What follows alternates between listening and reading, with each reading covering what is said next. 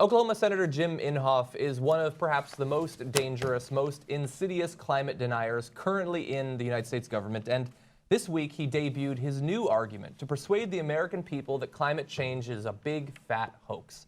Take a look at the balls on this guy. The chair, you know what this is? It's a snowball. And that's just from outside here.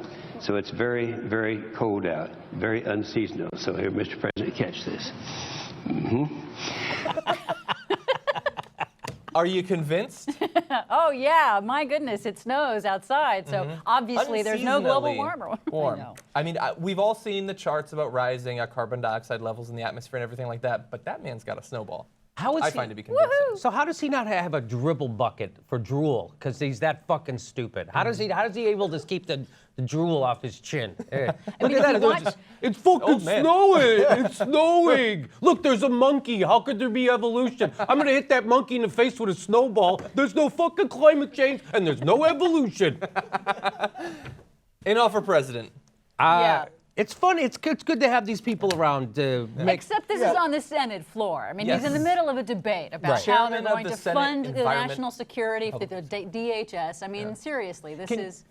Since you have the most science background here, can you just briefly explain why the fact that it's unseasonably warm in D.C. and that he's a snowball, that does not mean that climate change is not happening? Yes, so just because it is cold outside where you live does not mean that your place outside where you live is the whole world. You know, the Washington, D.C. really only takes up a very small portion of the Earth's surface. So actually, 2014 was the warmest year on record. Right now, we have, just this last week, NOAA and NASA both announced that even though it is extremely cold in the Northeast, that the rest of the United States actually had more heat records in the last month than cold records in the last month. And the part that also speaks to the cold that's going on in the Northeast right now. The nature of climate change, the nature of global warming means that it's going to increase the intensity and frequency of extreme weather events. That includes extreme cold events. That includes extreme snow events. If it was above 32 degrees, it'd be raining a lot. But it was below 32 degrees in that particular location, so it snowed.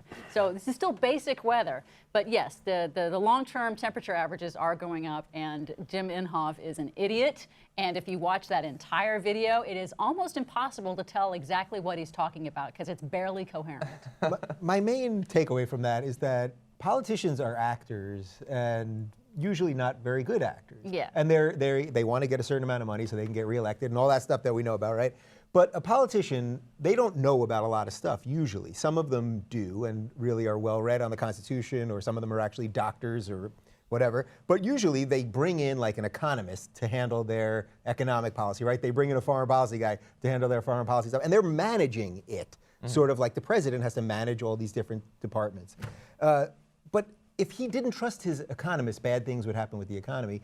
So if he doesn't trust the scientists that are the experts in climate change, well, I guess he's guessing that probably this won't go down while he's still alive or while he's still in office. So he can max out whatever political value he can get by ignoring it. You know what I mean? Going to the base. And he gets a lot of it.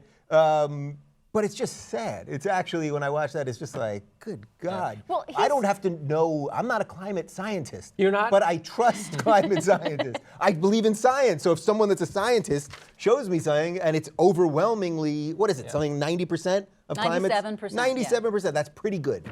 Oh, it's more than pretty good. That's pretty much the only place that you'll find that much of a common consensus among the global scientific community about anything. And it just came out that the scientist who they all rely on for his studies of saying that global warming isn't happening, the guy who's at Dr. Willie Soon, that's right, Dr. Willie Soon. You guys talked about it last week here on the Young Turks. It was revealed that he took over $1 million from the fossil fuel industry to write these bogus things. $1 million. That's less money than Dr. Evil asked for in the 60s. And he fucking willing to sell out the world for $1 million now? Let this fucking guy, where's his dribble bucket? And I love the point that Dave made. Like, we don't follow all of this. We haven't read all of the studies. We haven't read all of the books, and we certainly don't have a degree in this. But we trust them because it's the weight of not that degree. It's the weight of scientific opinion. And look, if it turns out that they do readings and then they produce a study that shows that, oh look, we've interpreted things incorrectly, and the trend is either wasn't there or has changed, then we will change our opinion as well. But it will be the scientists again who are driving that, not an old rambling man with a snowball. I watched the but also, oh, I'm sorry. Oh, just really fast. So the reason this matters is he's not just a regular senator, as dangerous as that would be. He is the chairman of the Senate Environment and Public Works Committee. He's a man who has, less funny now. has some authority. Less funny now. So we do have to allow the Democrats to at least respond. Here is Senator Sheldon Whitehouse. To the senator from Oklahoma and his Snowball. And if you go to Earth now, it's actually quite easy to load. And you can see how that polar vortex measurably brings the cold air down to New England, where we are right now. And if you don't want, and this is produced by NASA, right? These are pretty serious people. So you can believe NASA, and you can believe what their satellites measure on the planet, or you can believe the senator with the snowball. The United States Navy takes this very seriously, to the point where Admiral Locklear, who is the head of the Pacific Command, has said that climate change is the biggest threat that we face in the Pacific. He's a career military officer, and he is deadly serious. You can either believe the United States Navy, or you can believe the senator with the snowball. And I think it will be quite clear that you can either believe the U.S. Conference of Catholic Bishops and Pope Francis, or you can believe the senator with the snowball. We can believe Coke and Pepsi and Ford and GM and Walmart and Target and VF Industries and Nike and Mars and Nestle, or we can believe the senator with the snowball. So you can believe every single major American scientific society, or you can believe the senator with the snowball. Now, just one thing really quick. So James Inhofe of Oklahoma, Republican, obviously. He is, I think, the highest recipient of oil and gas campaign donations from the oil and gas industry in the Senate. Yeah. So it makes sense that this would be the thing that he would push, because that is what he gets paid for, essentially. Yeah. What Sheldon Whitehouse did there was brilliant. That is brilliant. Talk about like getting to the point, like framing it in a beautifully clear way, and then doing exactly what I said. He's not saying, I know all these things. He's saying, here are the industries, the people, the professionals that know about these things. Either believe all them or believe the guy with the snowball. And think about how dumb the base that Inhofe is going for, that he thought that was a ploy. Like, he thought, that's pretty good. I got some snow, and I'm going to toss it at this guy, and my base. No. It's all about the base. It does work with his base. Yeah. They love that shit. Sean Hannity just at CPAC. He just had an orgasm. Are you kidding? Oh, it's snowing in Washington, D.C. Fucking yeah. Where's Al Gore now? Yeah. Where's Al Gore now? They're going to find some Fox News. They're going to put Al Gore's book in a snowbank, and they're going to put a camera on it. That's what they fucking do. Yeah. And they go, "Where's Al Gore? Where's the, we haven't spotted him. There's a blizzard. Where is he?" Well, just to drop a bit of fact on this, so at the time that he was talking, and granted, this is about the DHS funding the Department of Homeland Security, that particular floor speech came during that time. So this is why this is a problem.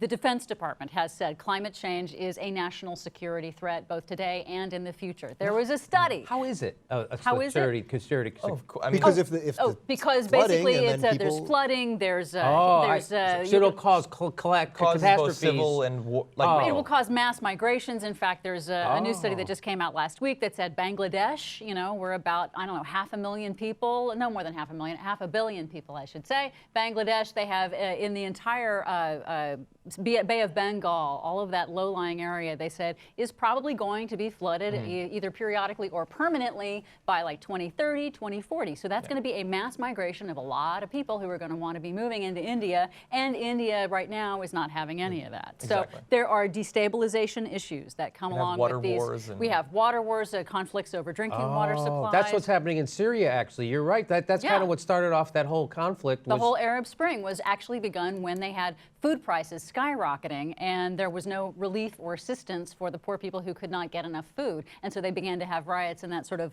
was the kindling that touched off the Arab Spring. But everybody in America knows that because they talk about that all the time on the news, except they never here we mention talk that. about it. Isn't that weird? It's just that all of a sudden ISIS got, just out of nowhere, and a Martian shit ISIS out of an egg, and all of a sudden we have ISIS now. Just all of a sudden just became. Just magic out of nowhere. Yeah, so they just all new, nothing totally to do new, with different. anybody. We have to go bomb them. That's right. So, it's to me frightening and unfortunate that right now the Senate is being taken over by people who have no interest in actually addressing the challenges that we have ahead. Aren't you what I'm more interested in is to see, I made a joke about it, but how the mainstream media will cover that speech tonight. Right now, I think don't they'll think largely anybody. mock him. I think it's difficult not to. But on not Fox News, you're not going to see it on They Fox won't cover News. it. You're I know. not I gonna think see you'll it on any of the either right see a wing. mock. What about or you won't see Lester it Holt or David Muir? I think it's largely not going to be reported for the most part. Yeah, I mean, climate Just change for ignore better, it doesn't get covered that much in general, so You're that right. kind of stupid stunt just won't get play. But what it does make me think is, why don't the green companies that are making green energy and the new technologies and things, why aren't they lobbying it with the same sense of attack and urgency that the oil companies are defending themselves I think with? they don't have the then same this money. guy, They don't have the money because this yet. guy wants money, right? So if there was money to be had in it, and there is plenty of money to be had in green technology. I think over time sure. there will be. I think that at some point they will supplant the traditional They're energy just not in companies. a They're just place not there right yet. now. Yeah, they don't have that kind of lobbying budget. I mean, Yeah. ExxonMobil, the oil industry is the most profitable industry in the history of mankind. Yeah. This is not going to be something that is going to be easy to counter. They make more money than porn? Yeah. I don't know about that. I don't know about that. You They need a lot of do. oil for porn, though. Yeah. That's Yeah.